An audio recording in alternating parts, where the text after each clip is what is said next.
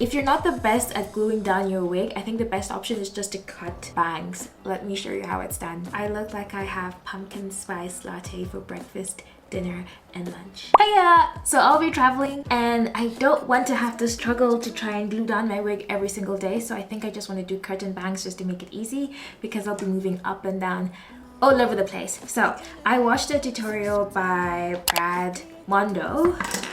And hopefully, hopefully I can get it right. So first you wet your hair. Putting some water on my hands. That was risque. Okay. After he wet the front bit, you're supposed to divide it in the middle. I already have this center cut, which is perfect. And then you cut it at your brow. So my brow ends here. You go 2 inches deep. So that's maybe 1 inch and then 2 inch. So that's a lot of hair. So you go there and then you divide it at the end of your brow. So my brow, and I'd already tried to sort of like pluck this wig, so this is just my tester wig. So my brow ends there. Okay. So that's, see, this is not that much hair. It's not that much hair. I think I should be able to do this. Okay. And then the second side where the brow ends, go from here and then down to my brow. That's where my brow ends. That's how he described it. Is that a straight line? I feel like I've got some bald spots on this wig because I tried to plug it and I didn't know how to properly plug. Okay. But yes, this is what we have. I'll just add more water. So apparently he says you should use water because water makes the hair heavier, which means that when you're cutting it, you have like a straighter line. Like the lines would be better. So it's better to cut hair when it's wet. Okay, so because I'm wearing a wig, I need to properly agree with myself. Where is my hairline going to be? So I think that's a good spot for me. Can cheat my forehead out. Okay. And then after we've already wet it and brought it all to the center, you're supposed to comb it down. And you're supposed to use a comb that has very small ridges, so you just have like a very neat cut. And then you start with below the nose. He says you should never start too short, always start long first, and then is when you keep on going. That's what he said. Oh, okay, it's not that much hair, it's fine. That's not my hair, so it's fine. Okay.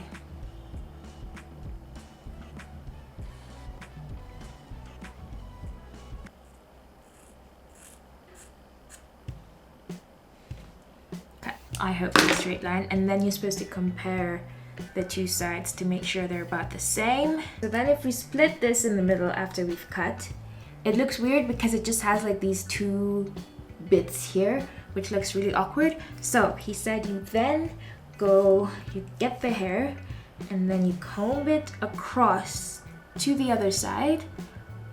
Okay, so we're combing it this way, and then you have to make sure that your fingers are parallel to this. So a straight line, remember parallel lines from school, and then you get to the end of where like the shortest strand is, and then you cut. Oof. And that's supposed to help it not be very straight like this on this side. So if we comb it back,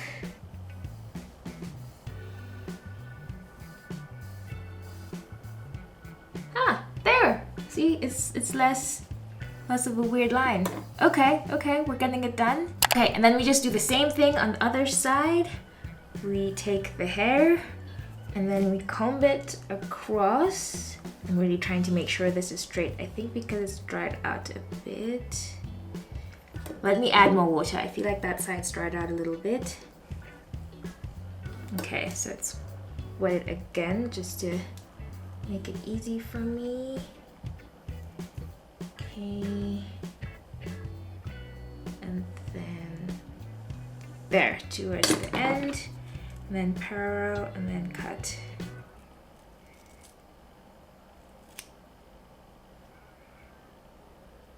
He He said you need to use shears. I don't have shears, so I'm just using my regular scissors, but we're doing something.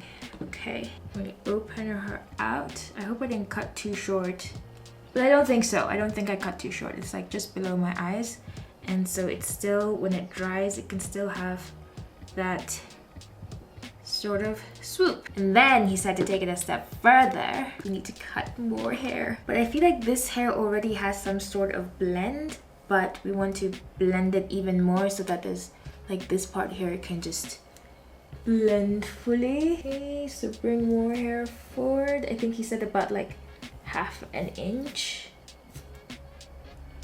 Half an inch.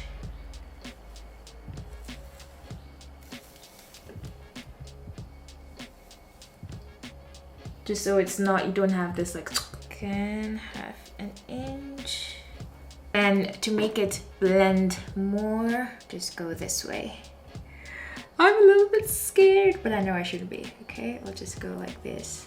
And I'm just doing it going up and down with the scissors, just so I don't have like a very sharp edge. There. There, I think it now goes like shoop. Okay, and then this side as well. I don't know how I'll do it on this side because my hand is... Okay, we'll just try. Just try. Just as we go down. There, and then now it's more flowy together. And because this wig has very, like I just washed it and I haven't styled it or anything, but the hair itself is very wavy.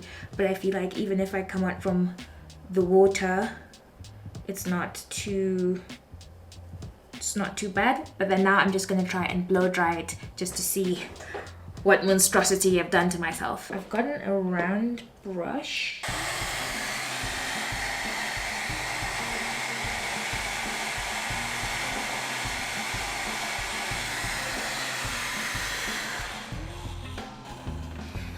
Now I have this fringe situation. Oh, actually it made like a really cute fringe. Because the hair was already quite short at the front, it made more of like a fringe situation. There, and just like that, new cute hairstyle. Honestly, I'm really proud of myself. I look like I have pumpkin spice latte for breakfast, dinner, and lunch. And I think because this wig just generally had very frizzy, curly, wavy hair to begin with, even if I just wash it and done, like this is just wash and go, I haven't put anything in it, I think it still functions. If you like this video, don't forget to like and subscribe. Bye!